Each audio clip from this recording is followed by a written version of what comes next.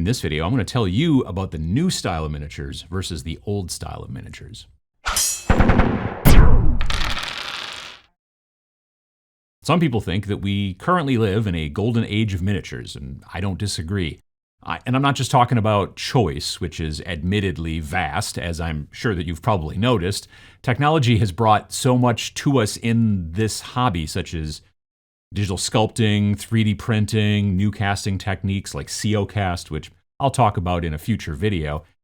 It's an amazing time to be a miniature wargaming hobbyist, which I say all the time, but it's true. However, not everyone enjoys where we're at right now. Obviously, miniatures didn't start with digital sculpting. I'm assuming that the earliest miniatures were probably carved individually by hand, and then eventually miniatures were cast in metal. The standard way is to hand sculpt a master of the miniature out of some solid material, frequently at least these days, a hardening 2-part epoxy putty like green stuff and whatnot. And then there's a bunch of other steps, and I'm not a miniature maker, I'll admit, but you do pour some rubber into a thing and make a 2-part mold, and then eventually you end up with a rubber mold, galvanized rubber mold into which you pour either metal, which is these days what's known as white metal. It's not lead anymore, generally. It's a mixture of pewter, tin, and I don't know, some other stuff. Or you pour in resin. This is mainly the same with plastic miniatures, but the mold is actually ground out of 2 blocks of steel or aluminum. In the early days of plastic miniatures, they were kind of looked down upon because the quality of the details was not real great.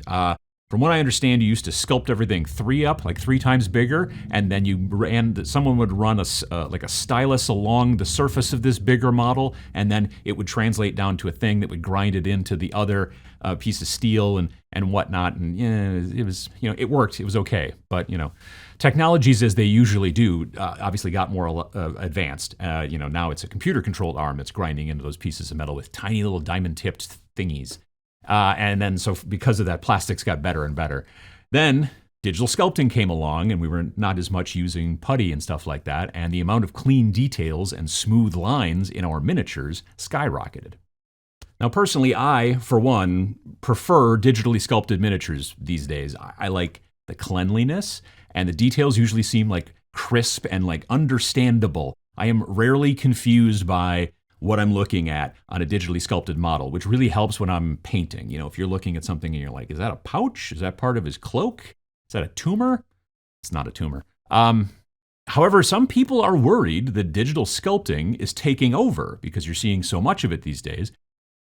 And the other thing is that as it takes over, it's also missing something. Character.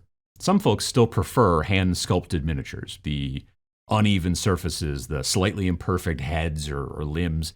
These things can sometimes make a model look kind of odd or unprofessional, but sometimes those things work together to give the model a very unique character that digital sculpting can't really match.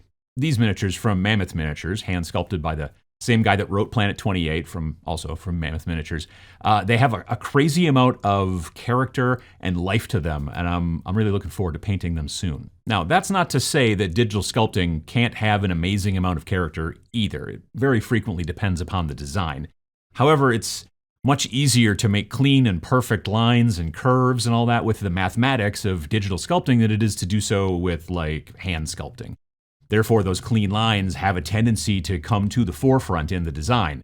In actuality, adding more character to a model via organic imperfections and whatnot, it takes a bit more work in digital sculpting, whereas it's a naturally occurring result of hand sculpting unless the sculptor takes great pains to get rid of those imperfections.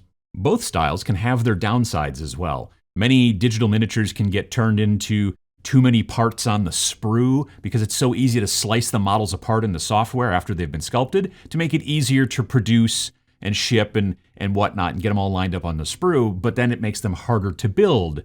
If you've ever built a Malifaux miniature, you may know what I'm talking about. However, frequently hand-sculpted miniatures have very static poses because they're usually one piece, maybe sometimes 2 or 3.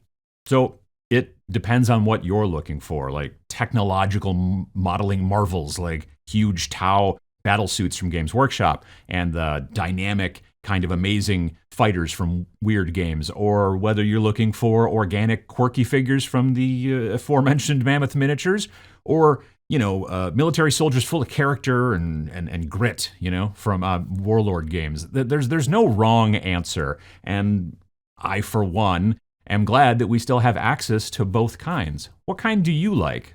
Let me know down in the comments below. We have access to all these different things, and then also we're heading more and more into 3D printing. And so I'd like to know what kind of models, the new digital style or the old style, that you like. 1, 2, 3, folks.